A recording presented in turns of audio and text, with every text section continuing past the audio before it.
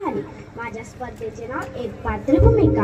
माझ्या भूमिकेचे नाव आहे मीना ग मीना नको बुडवू शाळा। मीने अगं मीने काय झालं काय कशाला ओरडतेस? बाई माझं जीव काय बरा वाटत नाही। थोडस त्या जिजाबाईच्या घरचं शेण आणून अंगणाला सडा मारी असतेस म्हणते। बाबर तुला काय माझ्यासाठी सडा मारायचंच काम भेटलं? एकदा त्या शेणाला हात लावला की 10 वेळा सामनाने हात धुवा तरी शेणाची वाट जात नाही। मी नाही मरत सडा, शाळेत जायला उशीर होत आहे। अगं म्हणूनच तर म्हटलं तुझा सडा मारी होईपर्यंत मी स्वयंपाक करते, 2 घास खाऊन जाशील बाई शाळेत।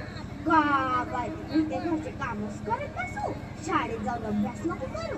अगं मलाही समजते तुझ्यासाठी सर्व कष्ट करते। जे दिवस मी पाहिले ते दिवस तुझ्या वाटेला नको यायला। शाळेत जा, अभ्यास कर, मोठे। अगं आता त्यासाठी मला शाळेत जाऊ दे, चालते मी शाळेत बाय। अगं थांब 2 घास खाऊन तर जा। गेली बाई बोलली काय बाई काय होण्या पुढचं? मीनाची आई, अहो मीनाची आई घरी आहात का? हो ना मॅडम बाई या बसा। हो बसते। मीना कुठे गेली आहे? मीना आजारी वगैरे आहे का? 4 दिवस झाले शाळेत आली नाही, असं जाऊन बघावं। काय सांगता मास्तरीन बाई, मगाशीच तर शाळेत जातो म्हणून गेली, उपाशीच गेली बाई माझी पोट। 2 घास खाऊन जा म्हटलं तर ऐकली नाही। अहो मीनाची आई याच नाही तर 4 दिवस झाले शाळेत आली नाही। काय सांगता मास्तरीन बाई, रोजच शाळेत जातो म्हणून सांगते, सुट्टी झाल्यावर घरी येते, दिवसभर कुठं जात असेल नाही हे पोरगी।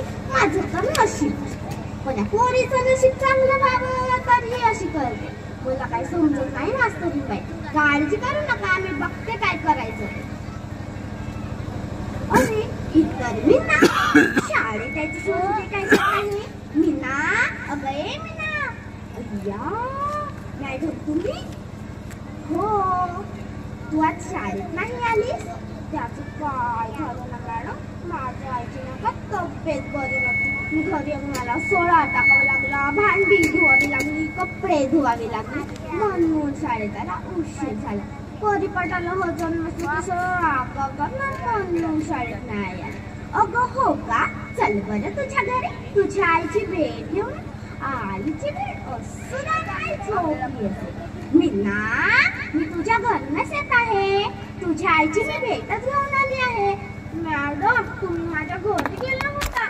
हो तू आईला शाळेत जातो म्हणून सांगते आणि आता मलाही कोण सांगत आहे? तसं नाही मॅडम, माझ्या मैत्रिणी ब्रह्मपूजा शाळेत होतात, त्या लवकर येतात, मला त्यांच्याशी खेळायचं असते ना म्हणून। मीना तुझ्या भविष्यासाठी तुझी आई राब लागते, त्रास देते, तुझंही कर्तव्य आहे ना तिला कामात मदत करावी, अभ्यास करावं, मोठं व्हावं। असं खोटं बोलून तू आपल्या आईला आणि मला असं सतत तुमचं डोक्यात घालत आहेस। बापरे मॅडम मी तर सर्व गोष्टीचा कधी विचारच केला नाही, सॉरी मॅडम। आई यानंतर होणार नाही, आईला गरज पडेल तेव्हा कामात मदत करेन, अभ्यास करेन आणि अभ्यास करून तुमच्यासारखी शिक्षिका असेल। व्हेरी गुड मीना, मला आणि तुझ्या आईला अभिमान वाटेल। मीना ग मीना नको बुडवू शाळा, शिकून सवरून तू मोठी होशील बाळा। धन्यवाद।